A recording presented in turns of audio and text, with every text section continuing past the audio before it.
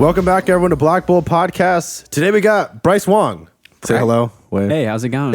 I'm waving. Yeah, I'm waving. they could see you. So Bryce Wong is, would you call yourself an illustrator? Sure. Yeah, what do you call yourself? That's a good question. I did not prepare for that. Yeah, all these trick questions. Well, you didn't see it coming. Call myself Sandman. Oh, okay. Yeah. So I don't. It's not really a thing, but that's all right. It's on my shirt. I wanted to hear the story because he does have. It's like almost like a Hawaiian bowling shirt, but it says, yeah. Look at that, and it says Sandman neon, and the back says Wong. You like to represent yourself. You're like a hipster Samoan. I dig it. It's awesome. Yeah. It's like bowling meets Hawaii meets some sports. You know, it's like everything I love. What is the story behind the name?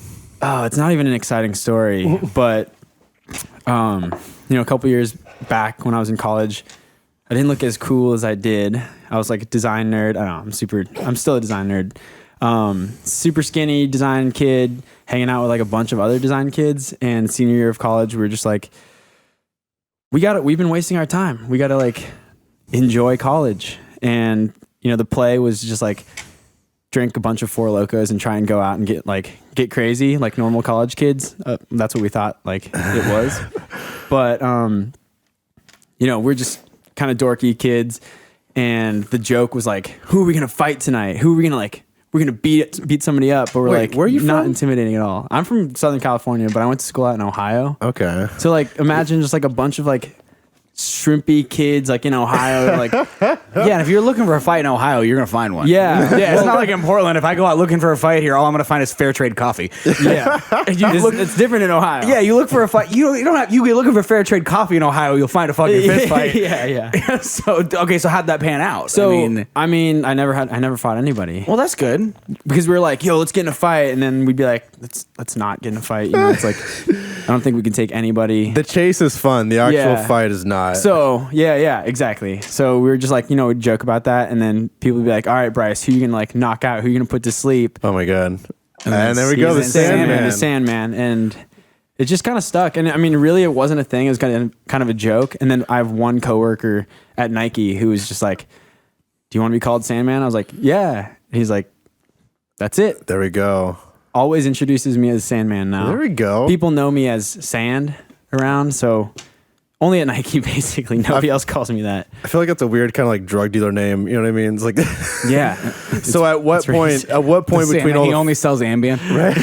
yeah, that's it. You don't want his shit. Exactly. Yeah. Yo, we're gonna stay up till like Bad 8:30. We got the Sandman coming over. Fuck yeah, bros. So at what point did you start doing art? It happened about midway through college. I mean, I've been doing it my whole life, but so I went to design school thinking like, what's a creative field I can get into? And then kind of midway through design school, I was like, this sucks. I don't want to draw chairs and speakers and products because that's what I went to school for. And You're in fine arts then? it was product design. Oh. Yeah. So midway through, I was just like, this sucks. Like, what did I used to do for fun? And then I'd sit down and just end up drawing more chairs and speakers and stuff. And like, I was into getting tattoos.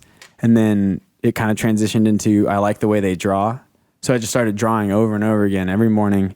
And then that kind of turned into what it is. I draw every day. I wake up at 5 every day and just like go for it. So that when I'm at work and my boss is like, you can't do this or that. I'm like, it's all good. I had my morning. I did my thing. And Right. yeah. So, it's weird because we sometimes talk about this, how a lot of fine artists, they will paint bowls of fruit and they're really okay with that. And that's always kind of baffled my mind. I think maybe it's because what they're striving for with that is they want just like a mental break, and they want to do something that seems so simple that they don't have to worry about the stresses of life. I could just paint this bowl of fruit. Yep. And it's not going to go anywhere. It's just going to be a bowl of fruit. That's all it is. It is what it is. Yeah. I'm just like, I'm going to do it, and I can do it well, and that's going to be like my thing. Yeah. I mean, what would you say is your bowl of fruit? Oh man. Like, is there something you do just to clear your head that helps you get through the day? I just draw cartoons. I do cartoons. I do the little warp thing. Yeah. That's kind of like, that's become my thing. People like, Well, I saw that on your Instagram, which, by the way, great time to mention your handle. What It's just Bryce Wong with 3 B's, BBBRYCEWONG. Yeah. So little shout right there. That kind of that warpy stuff that you do is pretty. I dig that. There's definitely you. something to that. I mean, obviously, there's a little bit of a psychedelic influence there. Is that a personal preference, or is that? I mean, if you don't have to get into it if you don't want to. I'd rather not say. No worries. For my mom's sake. It's all good, my friend. No, yeah, I mean, it's like a little bit of that. It's just kind of distortion through. It's like an analog approach to digital distortion. I had one of my best buddies for a while was like taking fish and making like stamps with the fish. And then he'd like kind of drag them. And I was like, oh, that's pretty sick. So I totally like stole his shit and I ran with it. I didn't actually steal it. It was totally you're not different, stealing it. I mean, people have been smearing things for years, yeah. let's face it. But No, you it's totally you a did it thing. to cartoons and almost iconic images at the time. Yeah. And I think it works out pretty well. Yeah, it's kind of been a good thing, like using like known iconography and then distorting it in my own way. It's like not super uncommon, but I feel like the thing that I like to do with it is like make it more fun. That's kind of been like my mantra, my thing is to just like, if I'm not having fun with it, then like I'm not going to do it. That's a good way to go about life. Yeah. But do you think the iconography is that almost goes back to memes in general? Memes take something that you're really familiar with and it makes it more interesting. Exactly.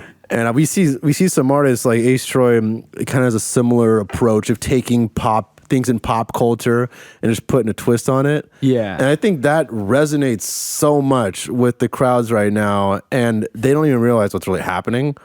Yeah. But I think it works. It's kind of like when you see something familiar, I mean, in reality, you're just scrolling on Instagram basically, or like on a website, you're just clicking through things and like you got 10 seconds to see this thing. And if it's like something you're like, oh, damn, that's cool. That nostalgia drip that people love right now is real. Yeah. Because there's everything that we've seen in the last couple of years comes at you so quick, leaves so quickly, doesn't have the same value that it did when you were a kid and you had to wait once a week for the new fucking Rugrats to come out or whatever it is. Like that little bit of nostalgia drip like hits people hard. Yeah. And then you get that fact that like it's something new. It's got that satisfaction of scrolling and like, oh, that's cool. But then it's also kind of both sides of that. I mean, that people are looking for stuff like that right now. Totally. There's a weird thing happening where, and I've experimented with this, like I have a marketing background and experiment with all different forms of content. There's the bite-sized content, and then there's like the really long-form content. And I've messed it up thinking that, oh, like I'm gonna do these little animations, but I'm gonna do a little longer because I think people want longer form. And it's always surprising where that's not the case, and they like the short-sized stuff. I mean, I just always wonder, like, how are artists navigating with that issue? And is there even any way for them to have effective, longer form content that's past Instagram when you're without doing like just an animation? I mean, that's a good question. If you figure it out, like somebody has the answer to that, let me know. Yeah. Well, you know Bare Bones. I do. He's a good friend of ours, and he was kooky as hell, and we love every bit of it. He had like a Pee Wee Herman doll in the corner, Just chilling like as a bodyguard. I dig it. in a way. It had like a pull string on the back, and it made this weird noise. He thought it got dropped into a toilet or something. I don't know what would be more unnerving, a Pee Wee Herman doll with it made a weird noise, or a Pee Wee Herman doll that sounded like smooth as hell. Like that would be a little bit. That'd be even. Yeah, had like a creepier. deeper, like Barry White voice. Oh yeah. It sounds like the malt liquor guy from Star Wars. Yeah, that would be even worse. Anyways, he told us a lot about how Pee Wee Herman has really shaped his style. Did you know this? I did not. I mean, I listened, but Yeah. I didn't know that the prior. He's doing this full-on like Pee Wee Herman exhibit, I think he's got coming up. And I found that fascinating. Yeah. And I actually, I was somewhere, I don't remember where the hell it was at, but they had it like on one of the TVs, like in public, and I kind of got it. I kind of saw why he liked it. I mean, you look past the weird Pee Wee guy, but you look at the actual set design, and it actually was pretty interesting. Yeah. It was very stylized, and I appreciate that he's so open about it. And I always try to find out, like, from other artists, like how is something shaped into their art form as well? Like, how have you seen influences actually work with your art?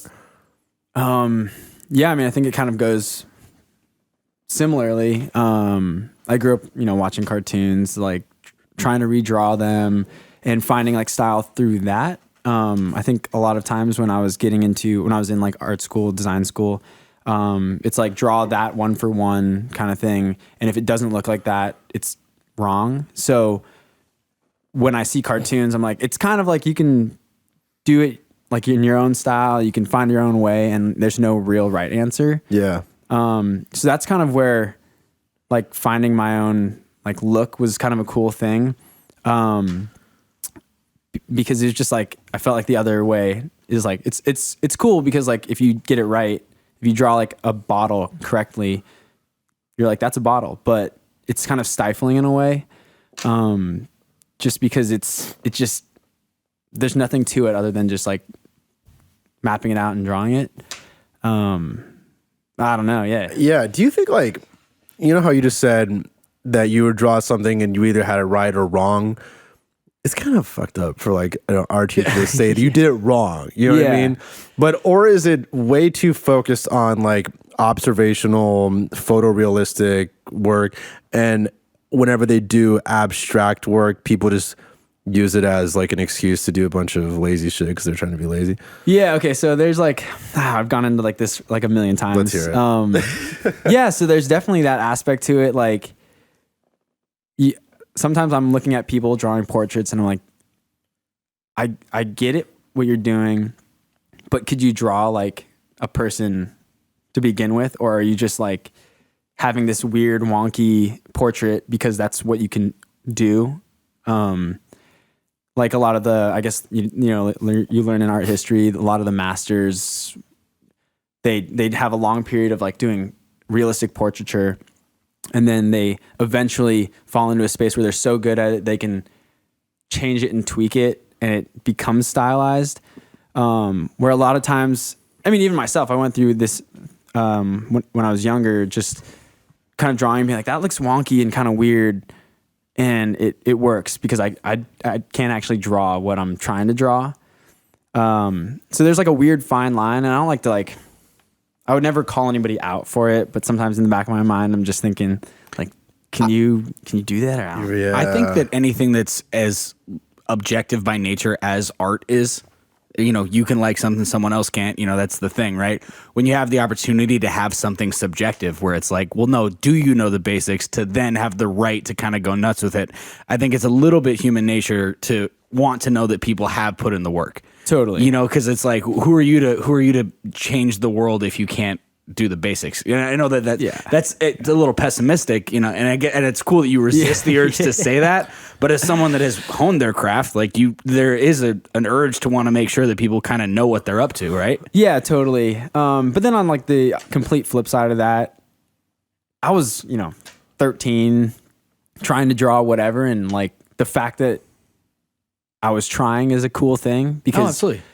Like I feel like a lot of times people are afraid, like for a long time, I'd be afraid to draw something in front of somebody or like show my work because of that, and it's like, it's all practice. And, like at this point in my, like, whatever you'd call it, like my art career, design career, I think like the effort in itself is pretty awesome. As long as you're carrying yourself with the understanding, like I still want to learn and still want to like work on it.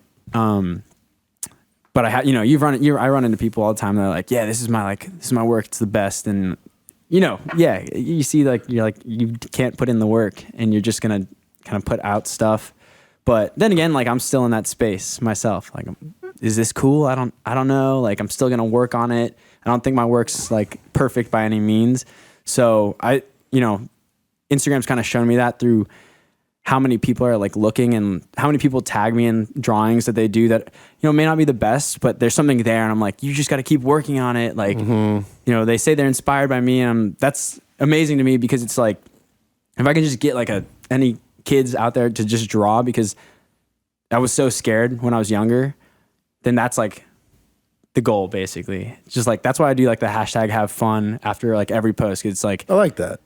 You need to remember that. And if you don't remember that, I don't know. You might not be doing it for the right reasons. And that's my whole thing right now. Well, I mean, you talk about, a lot of people will mention that, the true path to success is learning to love the process. If you're super oriented with like the final product, you're you're never going to be satisfied. You have to find a way to enjoy it. And I love that. Just hashtag have fun. It's so simple, but it gets so easy as you get older to be like, no, I want to do this so I can be better at this by the end of it. Yeah. You gotta have patience. You gotta have patience for that process. Yeah. But I'm gonna play like devil's advocate right here. What about, let's say, Jackson Pollock? Do we think he has any like traditional fine art skills at all? He's the dripper guy. Oh yeah. He's like, it's the splatters, but Jim Jeffries has a really good bit about him on his newest special. By the way. Yeah, is it? I'll have to check that out. yeah. I mean, like I don't know. I think he just did some. I'm gonna guess he didn't have the patience. I mean, you never know. You don't know, yeah. You really don't know, and I couldn't make a call. And I'm being recorded right now. No. I mean, yeah. I don't know. I don't know his history. Sandman thinks Jackson Pollock's a fraud. Yeah. Front page of the Oregonian. Yeah. Nike gets called out. It's like, Nike what, hates what have you fine done? art. What have you done, Bryce? But Jackson Pollock was our friend. Yeah. I mean, who knows? But I will say, splattering paint, sounds like he's having fun. He had a great time. Yeah, he's just like, boom. And it's like, this is sick. Not only did I have fun splattering paint, I'm going to sell this for a lot of money. Yeah. I think nowadays, I mean, the message is so important no matter what you do. If you don't have like something behind it that makes people think, again, bowl of fruit. You don't want to have that bowl of fruit. Yeah. yeah. That was his bowl of fruit. Yeah. But I see your work, and I see like the cartoons or some of it was like a statue, right? And then it kind of like sways side to side. It makes you wonder: is that actually something that you should be thinking about right now, or not? Or is it all were they hazy in thought? Is it still hazy in thought? Like that's what I kind of think about when I see your artwork, and I think that's kind of cool. It makes you think. Yeah. What's the message? And that's like. I mean, that's kind of part of it is sometimes I am thinking a little bit deeper about a piece, and sometimes I'm like, let's fuck up Mickey Mouse's face. Yeah.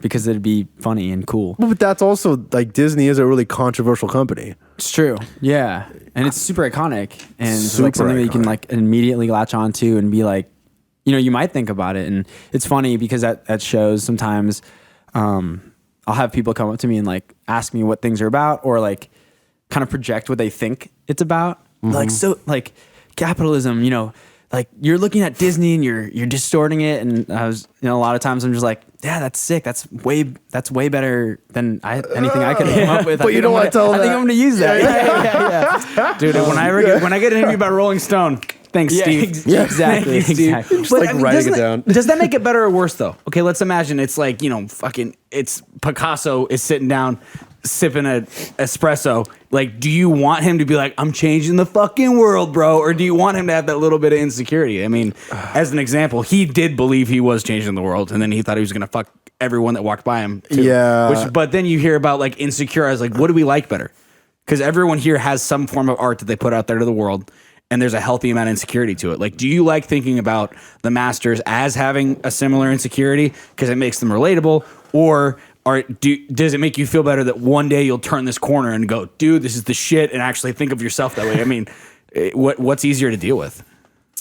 I mean, well, there's like what I think is reality and what, I'd want reality to be. Yeah. I mean, I'd hope that they were like had some insecurities and they didn't think they're perfect and they're always wanting to like push and do things differently. But I mean, there's some crazy people out there. Yeah, some people are like, I'm the shit right now, and like I'm untouchable. And there's definitely people like that. But kind of what I've come to find is those people's work isn't always the best. Yeah. Yeah. I think, well, like traditionally really good artists, they're quiet. They're best at putting their message out through some sort of a medium.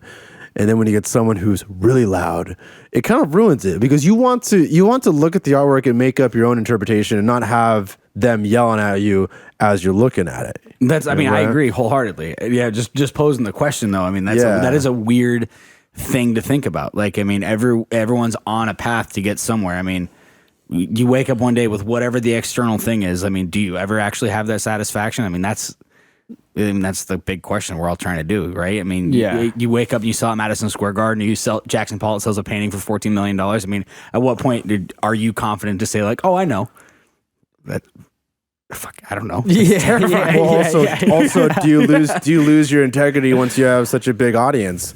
I mean, there was I totally talked about this on the last podcast, but that burger joint Stonix on Fremont, how it got listed as like the best burger in America, and it went out of business because they couldn't handle all the people that were coming in anymore. It was a really sad story, but it's like they were perfectly fine doing what they were doing, selling burgers for the neighborhood, and then once they got that publicity, everything went to shit. Just fell apart. Yeah, I mean, It's probably in poor taste to compare Amy Schumer to a cheeseburger. Oh God! But yeah, I mean, have you seen that happen to like any artist that you know? I mean, I've seen it here and there with like artists from a distance, so I don't really know what's kind of going on with them personally. But the people I really have like found that I respect, that I like have had contact with, they're kind of not afraid to pivot when they do hit that peak, and you know, they play it for a little bit, and when they find out that it's not making them happy anymore, or like it's not what they want to do, or they want to change, they're not afraid to just like say, fuck it, I'm going to do what I think is right, and hopefully that hits, and if not, then like whatever. Because I feel like the ones who try and chase after what they're doing, it becomes stale, and you know, like they're starting to like Derivative. Yeah, exactly. And it's like talking about like or selling out, and you know, like they're doing the same things over and over again. And like to me, I get it, because like if you want to just like keep producing, and then you know maybe they're doing some side projects that I don't know about, but like that would be, you know, I've thought about it before. It's like that's the only reason why I'd want to like give into something like that, is just like to fund other projects that, you know, I can. I was talking to, I forget who it was, but they were talking about their friend who kind of like unlocked this formula of putting like cats' heads and animal heads on like, you know, suits. Like Say a formula? portraits. Yeah, it's like a formula. Like let's just put a cute animal on a like an algorithm. Yeah, basically. You know, that dude was at Red Robin, and he saw that painting of the old couple with the burgers over their face, and was like, people would like this if it was cats. I found so it. Sorry, Exactly. Sorry, I just pulled back the curtain on that. Yeah. Wizard. I wish I remembered who it was I was talking about, but you know, I had such like I have like not a bitter taste in my mouth about that, but I was just like, yeah, I really hate those things just because you see it so much. Yeah. But then like my friend who I was talking to was just like, yeah, but they kind of just do that, and then they fund their other art that you've never seen. And I was like, that's okay.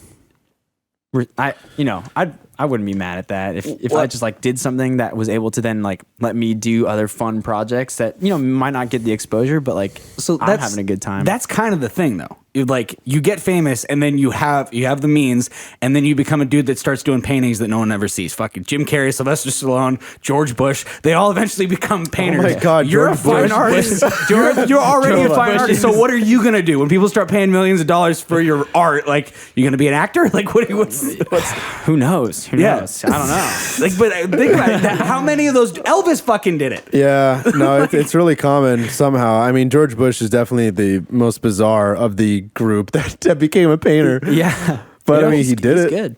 Is I it? mean, no, he's It's not that good, but like it's kind of like good. Jim Carrey surprised me a little bit. I thought His it are was actually good. I thought his was going to be a lot worse. I was like, oh, that's not that bad. Yeah, my favorite's always Stallone, just to hear him describe. Oh my God! Wait, Stallone's doing art? Stallone, yeah. Shit, They've shown his paintings in like major museums in Russia because they love Rocky. Oh God! Wait, in Russia? What? I know. You think they'd be bitter about Rocky 4? But no, they got over it. Well, hey, they made that Russian look pretty badass. I'm not gonna lie. They made it look really good. So something we always talk about is when you're in like a creative rut, how do you get out of it? I know that like Matthew talked about, he would in his quote, fuck his shit up by going to like goth raves or something. And this is not a very goth guy. He's very like, you know, uptight. I think Matthew just needs to wear leather a certain amount of time each year, and that's his excuse to do it. Which is no judgment, Matt, but like quit pretending he's a very exactly, man. Yeah, real small. He's very well dressed. Yeah.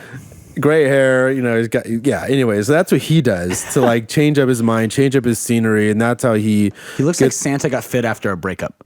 Like just closed it in, trimmed it all up. Yeah, got a nice fade. Exactly. Yeah, Got a good fade. Moved to Portland. You know what he looks like? You know, like those like street style people, like the old gray hair guys that have like a perfect hairline and like a beard, but they look like super like suave. He looks like one of those guys. Yeah, That's not a bad look. No, it's a great look. Yeah, he He's rocks like a it. less douchey version of that Italian DJ guy that's always dancing with younger chicks. Yes. The Yeah. Gianluca Vacci guy. His like sweater game is always on point. Yeah, You know, yeah. that guy. Anyway, so yeah.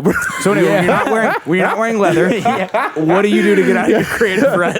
Damn, that's a good question. And honestly, it's not a question that I have a consistent answer to. I think, luckily, I don't fall into too many of those. I think mostly because I'm not only doing art like full time, I'm like also working on footwear. So I have a lot of like outlets and different like things coming in, just to like kind of inspire. But I think, I mean, a lot of it comes down to just like scenery change, kind of switching up routine. This summer, I definitely like felt like I hit a little bit of a wall, because I was just grinding on it too much, putting together shows, painting, and just doing like basically trying to do everything. So I started surfing. Whoa. Again There you after go. like 10 Here? years. Yeah, here. How is that? It's pretty sick. Is it It's good? pretty sick. I'm like having that like quarter life crisis. So like I was like surfboards, like driving out to the beach every week. Yeah, dude, start like, a podcast. We I get had- it. Yeah, we totally get it. But yeah, I think really that totally helps. Just like getting new perspective on like what's happening. I was spending too many nights in my studio, and You got to recognize that. yeah, like taking a step back every once in a while, just like seeing what you're doing is always like a huge thing. Yeah, that's kind of my answer right now. Yeah. I don't have like a good answer because No, that's okay. I mean, a lot of us just work out. I mean, that's a great mental clarity break. I mean, Joe and I both do like jujitsu, Yep. and that's a really good way just to, Sick. because you don't think about anything else when some guy's trying to strangle you. Yeah, that'll help a lot. When they're trying to get you an arm bar, you're like, I don't got to worry about work right now. I just got to. Well, yeah, and also, I mean, not to just kiss your ass, but I mean, it is a good answer because you are putting out a lot of stuff. Yeah, so, you know what I'm you're- saying? Like, there's you're no. crushing it. If you were a dude that did like one thing every month and a half, I'd be like, you're right. That's a terrible answer. You should come up with a new one. But you're putting out a ton of shit, and it's good. Thank you. Yeah. I appreciate And you that. just had a show a couple weeks ago. I did have a show beginning of October. How was that? It was crazy. It was so sick. Bare Bones was part of it. Yeah, there we he go. helped me out. Like the dudes from just Ghostland Apparel in general helped me out, which is cool. So shout out to them. But yeah, basically, so I've had a couple shows this year. This is probably one of the most productive years of my life, just being out here in Portland. And I was like, this is the tail end of the year. Let's finish it kind of strong. And I was offered this show, this like opportunity to have like this crazy big show. And I was like, yo, screw it. I'm going to invite like 1 million people to like participate and make art for it. Because again, people need a reason to make things sometimes. And that's what I was looking for a long absolutely. time. And you know, Deadlines, man. Deadlines help. Totally. Oh, totally. hugely. Yeah. And like, if you're just going to make a piece of art, like a big piece of art, and it's just going to sit in your living room, it's kind of like, why would I do that? Dude, I've watched so many guys sit in their parents' basement for 22 years, get a girl pregnant, and in 9 months they have a job. Like, you can get a lot done with a deadline, man. It's important, dude. It really is. That extra push, whether it be a show or a baby. I mean, yeah, exactly. It's kind of the same thing. So, but yeah, so it was, I just wanted to be a party. That's good. Invite a bunch of people to make work, have a good time. Just like the whole hashtag have fun thing. I got a caricature artist, cotton candy. I got hooked up with a beer sponsor. Nice. Nike SB helped me out with some Oh, shit. pizza. Dope. It was pretty killer. Just like a really good time. That's really all it was. I had a few pieces in it. It was really mostly curation and just like putting the pieces together. But it was great. My parents came out. They're like, oh, this is what you're doing. Like, this is why we don't talk to you very often, because you're just busy. Yeah. So it was really cool. Yeah, That's hopefully a we do it good kind again. of good kind of busy though. Great kind of busy. Great Yeah, kind of busy. Now yeah. I'm ready for a break, but That's okay. I'm gonna start making more work now rather than shows. There you go. How do you manage like so for me like the hardest thing is managing like a mental state with a creative state. So it's not like, trying to get inspired or whatever, but like when there are things pulling you away from work and you feel conflicted, right? Because you seem like a dude, you have a regular job, you get a lot of stuff done. I mean, there's the actual time management part of it, which people don't talk about in art because it's this muse that comes to you and whatever else. And people love that, tragic artist that stays up all night and everything like that. But at a certain point, you got to keep the lights on. Yeah, totally. So, I mean, how do you manage that? Because it sounds like you have a good system in place. What I've found is that I work best on a schedule. For a long time, it was like looking for that whole like wait to be inspired and make, but Like the Stephen Pressfield style. yeah, but that doesn't work for me. Like I just end up sitting there and just like Doodling. yeah, Not doing just shit, twiddling man. my thumbs, watching The Office on Netflix. It's like that's what it ends up being. So, when I started working at Nike, I was going crazy because I just didn't have the time to make. I'd come home, I'd be burnt. I just want to sit on my couch. So I started waking up at like 5 every morning. I wake up at 5 every morning, draw for a couple hours, like have my morning routine, and then like go to work, come home, sit on my couch, sit with a sketchbook, and just like basically I just write down ideas. I don't even sketch them sometimes, and then I do it all again, and that's my routine. And once when I stop getting on that routine, I stop producing. I stop being productive at work as well. Well, that is this. What you're talking about is the Stephen Pressfield War of Art, like that style. Yeah, exactly. But it's like you just have to like make sure that's. I just keep doing it, and I take a break every once in a while. But in reality, that's like I do my best work when it's like side hustle, main hustle, and then they kind of like blend together. Sometimes they kind of separate. So yeah, that's basically what I've found to work best for me. Designating times Yeah. is kind of what I'm getting from it. I mean, if you're a morning person, that's definitely the route. Like I'm a morning person. I wake up at 5 every day too. And your mind, like there's no one hitting you up and shit Exactly. at that time. Exactly. And you don't have to think about all those emails quite yet. So, I mean, get a good cup of coffee in you and just kind of go for it. Yeah, exactly. It's just like everything's quiet. There's nothing new on Instagram to look at. You're just like, you're up alone. I mean, I have my cat, but he doesn't bother me that much. Yeah. Well, there's Yeah. something to be said for that too, like that up and alone before people think. I mean, that's like why like Mike Tyson and Floyd Mayweather and those guys, they like, if you look at a lot of those like fighter types, they will do crazy shit. Like 2 a.m, they'll get their entire entourage out and they'll start working out because they know someone else is asleep while they're doing it. There's a certain like energy to the idea that like everyone else is asleep and I'm getting my shit done. Yeah, you're right. I'm the one who's asleep, by the way. 8 a.m. is as early as I'm getting up, but there's a lot of people that follow that logic. Yeah, I mean, either way, if it's like you work at night or you work in the morning, but it's like people aren't blowing up your phone. Like you're just, it's peaceful and you can get stuff done. And for me, like if I stay up late, I'm like, my bed's like right there. I can just like fall asleep. Right. I've just like fallen asleep in my studio, like just decided to lay down on the floor and I'm just like out. Oh, dude. Yeah. So in the mornings for me, I'm like, I'm rested. Yeah. Pot of coffee. It's easy.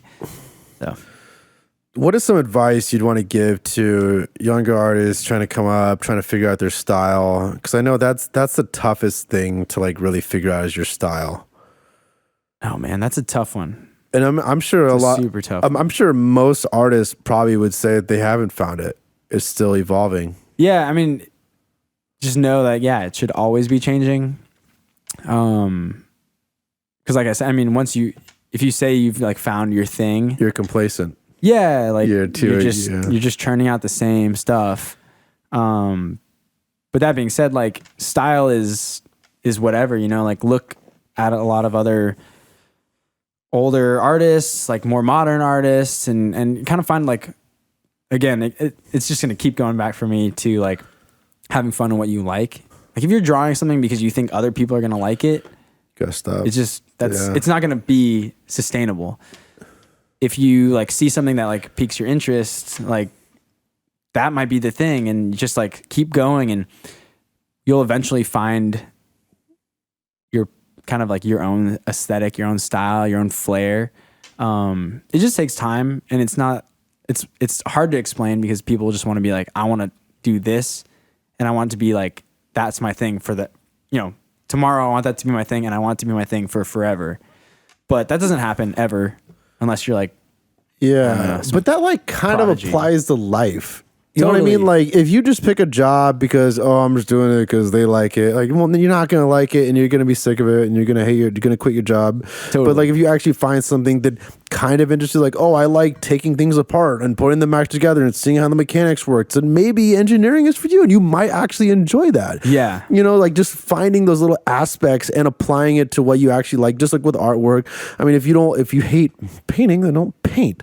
If you, yeah, you know what I mean? Like, Exactly. don't do it like that. But if you enjoy screen printing, Maybe that's how Jackson Pollock figured out he hated painting. He just got fucking sick of it and started throwing that shit at the canvas. maybe, who knows, man. He was like getting commissioned for like paintings, and he's like, I'm sick of this. He like takes a step back. It's like the heavens open, and there's like, this is your calling, Throw the No, paint at a Jackson, Jackson. you must obey us.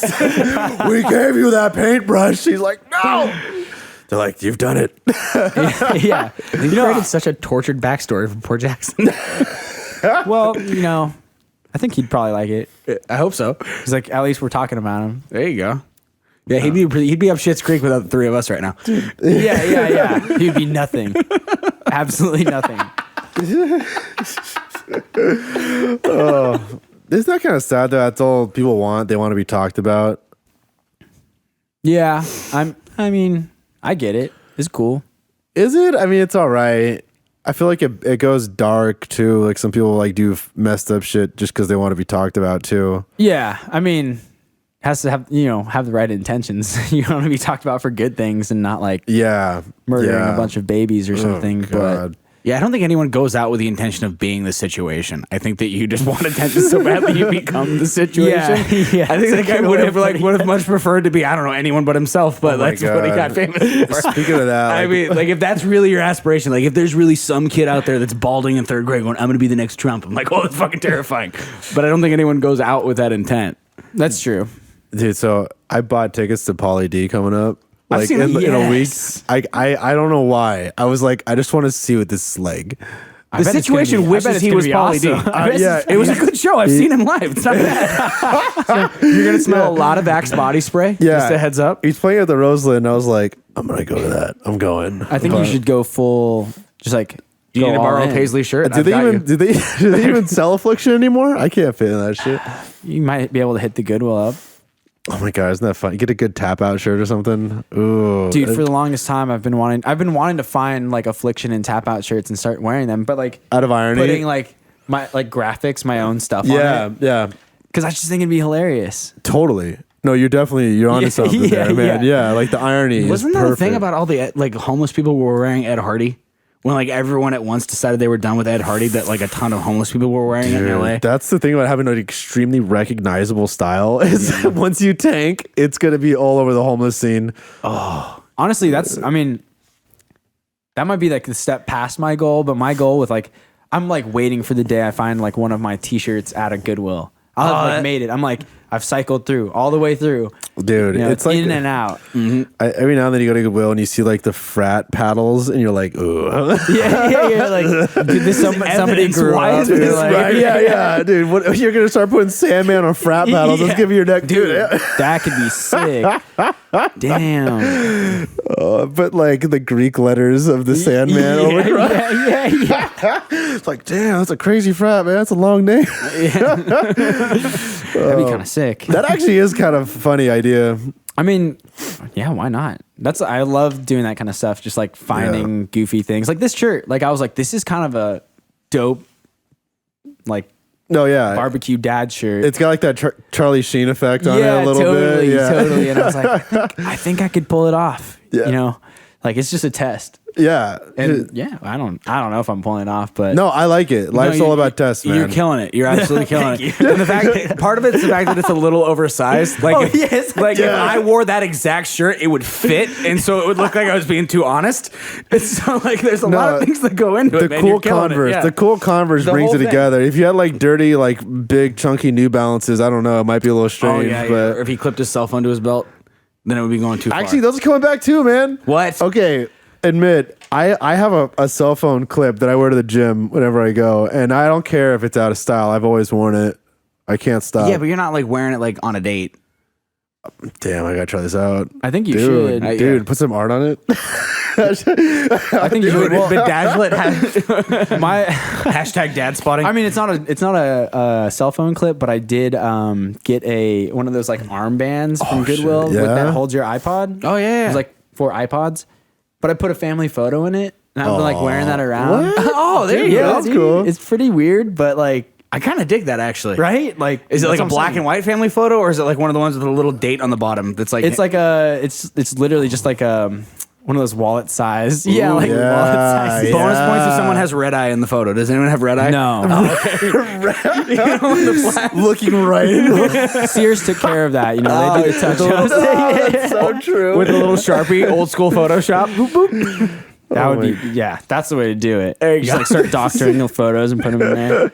But yeah, I like feel like the- stuff like that, it's like all about the irony these days. Like you gotta have like, That's weird though. I mean, I'll tell you, it's not weird what you're doing, but like it's weird how it's all about irony, you know?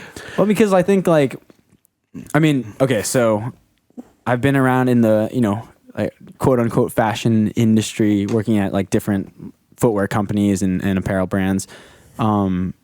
And like from 2012 to 2015, like it was all about like no logos, no graphics, nothing, take everything too seriously. Like The American Apparel shit. yeah, exactly. Yeah. So I think we just turned a corner and like swung the other way into like, let's wear the craziest stuff. Yeah.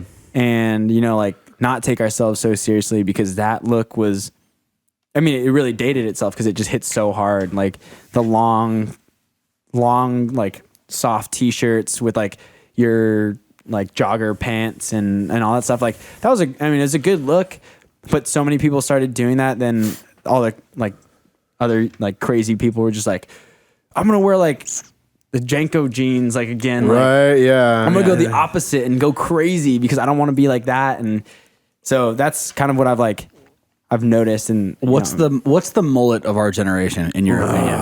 I've heard people call it the man. hold it might on. be the mullet. It honestly might be the mullet. I don't know. Like are mullets good or bad now? I mean, I'm not gonna That's lie. my point.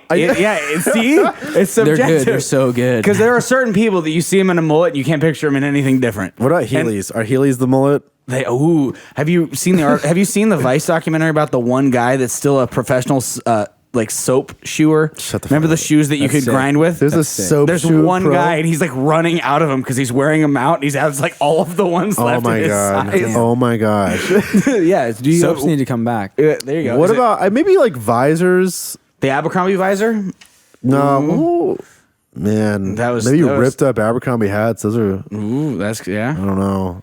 Honestly, I'd probably rock a ripped up Abercrombie hat. yeah, Yeah. one with the iguana on it. Yeah, I don't know, man. I got I mean, I want to say it's probably Crocs. Ooh, yeah. dude. Crocs, please sponsor me.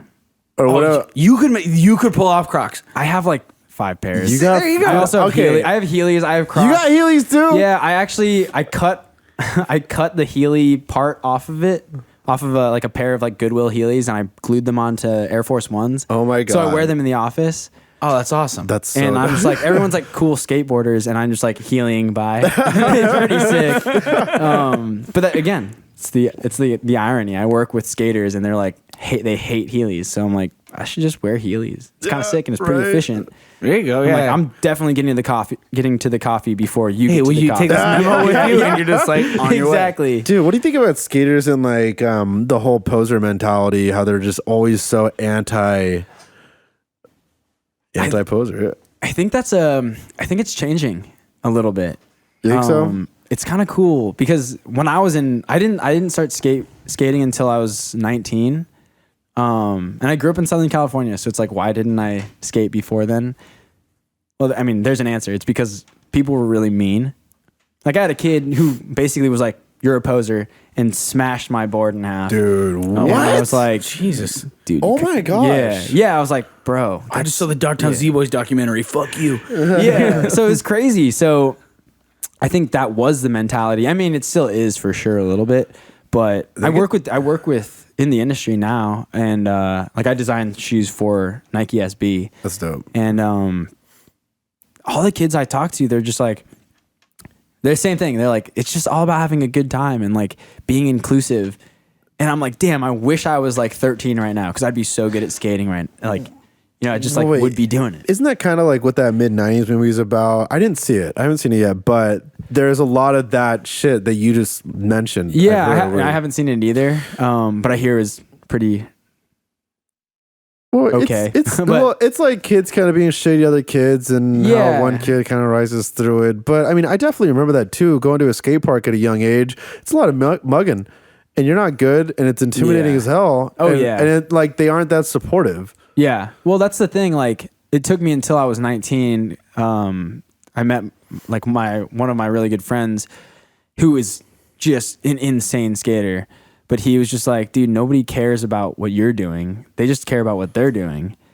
And if they care about what you're doing, they probably suck. They probably got some other shit going on. They're looking to call people out, people posers and shit. Which one of my good friends describes dating like that, and it was the best advice I ever received from anyone. Like, everyone's just kind of doing their own thing. Yeah. If you're that worried about what the other person you're hanging out with is doing, you probably kind of suck and don't have anything going for yourself. Totally. It's fucking great advice. Yeah. Totally. Yeah. Like, everybody kind of like, I mean, yeah, people will like notice things, but in reality, they're just focusing on like what's going on with them, and they're like, everybody has like their own insecurities. So like, why focus on what everyone else is thinking? And it's, I mean, easier said than done, but if you can kind of do that, then it's kind of an unlock. Like, that's when I started skateboarding, and I was like, this is sick. I don't care if like that kid thinks I suck, because who cares? Doesn't matter. Doesn't matter. Yeah. Doesn't matter. Like, if he says anything, I'm like, yeah, whatever. Hashtag have fun. Yeah, Honestly, I'm having a good time. yeah. You're not having a good time. Why are you calling me out? The same applies to art. The same applies to putting your shit out there. Exactly. I mean, I always preach people, someone doesn't like your stuff, and there's plenty of people who don't like things that I put out in the world. It's like, well, it's not for them. Yeah. That's it. Well, the best thing in the world, I mean, it's kind of totally mean and backhanded, but when people have like commented or like they'll like message me like, hey dude, screw you, like, you suck, your stuff is like, you're just copying like cartoons and stuff. I'm like, the best thing I can, I'm like, first, yeah, I am, I'm just drawing like cartoons, whatever. But the best thing I've ever like kind of realized is just like, if you just are friendly back, they're just so taken aback. They like want the fight. Yeah. So I'm just like, trolls, man. Hey, I hope your day is getting better. Like, I don't know what to say. Well, and a lot of people think they're screaming into the void. And when they realize that it's a person coming back and then coming back with kindness, they're like, oh, I'm sorry, man. This. Never going to tell you that. But like, that's why that ends so quickly. Totally. It holds a mirror up to that. Totally. I've had people call me out, and then in the same like conversation, they're like, my bad, dude. Like, I didn't really know. It's like someone gets up next to you in traffic and they start yelling at you, and you roll them and go, hey, you okay, man? And they start crying. Like, no, I'm not. Yeah. Like, I just had a bad day. Like, yeah, exactly. You're like, yeah, because we're all humans. People get a lot of pent up aggression that they don't know who to take it out on, and they take it out on some random innocent bystander, and it's kind of messed up. But it's the reality of things. That's just like human nature. Human nature for sure. It's messed up. It's like, if you can realize that and don't let it affect you. Like, it definitely affects me sometimes. Sometimes it's like, people are mean, dude. But it's not exactly legit. Like, it's exactly. just bullshit. So if you can recognize that and just be like, let it roll past you. You have to, man. You have to. Otherwise you're gonna go crazy. But also, just be like, hope your day's okay. I don't know what's going on with you, but I don't know. It seems like you have some kind of something going on, and I hope it's all right. I don't know. Yeah. And really, people are like, oh, damn. Thanks. Go try and have some fun, man. Yeah. Damn, Bryce Wong's a good person. What is this shit? I feel like that's the big takeaway from today. Hardworking, good dude. Yeah. Oh, man. I like him. Yeah. I appreciate that. Real firm opinions on Jackson Pollock. But other than that, the guy. Don't bring up Jackson Pollock. It won't end well for anybody. Is there any message you want to give out to the art community, the art world, young artists, old artists, Jackson Pollock, anything you want to? Man. Yeah, I don't know. Just like, again, have fun, have a good time, and try and enjoy yourself, because it's art. It's like, no one's saving the world. We're not, changing any, it's going to be for yourself for a while. And if it ends up being for other people and inspiring other people, like, that's cool. But make sure it's always about like your own happiness and what you're doing. And fuck Jackson Pollock. Yeah. That didn't start until tonight, but I think I'm going to start carrying that with me. Hashtag be happy. Hashtag fuck Jackson Pollock. Yeah, I think that's like a new thing. And I firmly believe in that. Where can people find you? I just incepted that idea into his head. I think it was good. I'm like fully against Jackson Pollock now. I couldn't. I can't even explain it. Pisses you off. Instagram, website, where you at? I do have a website, but it's just a stupid website. It's a stupid.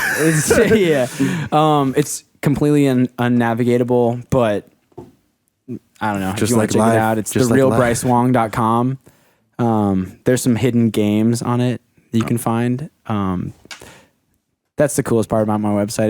It's pretty dumb. But my Instagram is, again, it's Bryce Wong with 3 B's. Also, Bryce the Slug is also another Instagram I have. What? Bryce? What Yeah, we didn't even talk about that, but what's the deal with that? Real quick. all right, real quick. I don't know. I woke up one day and I was like, damn. I think I was in a dark place, but I was like, I wish I was a slug. What? Oh my gosh. Slugs are tight, dude. Slimy? Slow moving? Yeah, they're just kind of chilling. They do their thing. Their eyes are like on little antenna things, right? Yeah. I mean, they're snails without the shell. Because they don't need no fucking protection, bro. They I get don't, you. man. Yeah, I see you, That's bro. what I'm saying. They're kind of like they're like hardos. They're like, I don't give a shit. And like, they're just slugs. So I was like, I aspire to be a slug, and I don't know. It's kind of a thing. But Are you active on this account? I was like very active for a while, and then I think Really? I was out of that like seasonal depression or whatever it was. Yeah, I was like, I don't want to be. that sounds I like don't a really first want to winter in be a Portland. slug anyway. Yeah. Well, actually, I should go back and double check, but I think it was around that time. Yeah. You ate some salt and you're like, I don't like this anymore. Yeah. So Bryce Wong, Bryce the Slug. Bryce the Slug. I gotta check that out. I had no idea. You should check it out. I should just be more active on it. You should, yeah. Because people still send me slug photos all the time. They're like, this is you, dude. It's Oh pretty my sick. gosh, that's great. Yeah, I should bring that back. So find me there. Awesome. Yeah. Right on. Well, thank you, all the listeners. Thank you, Cascade Street Distillery, for supplying our booze for this podcast. We appreciate all you listeners. Don't stop, believe, and don't forget about the Sandman. There we go. Wave. Goodbye. See ya.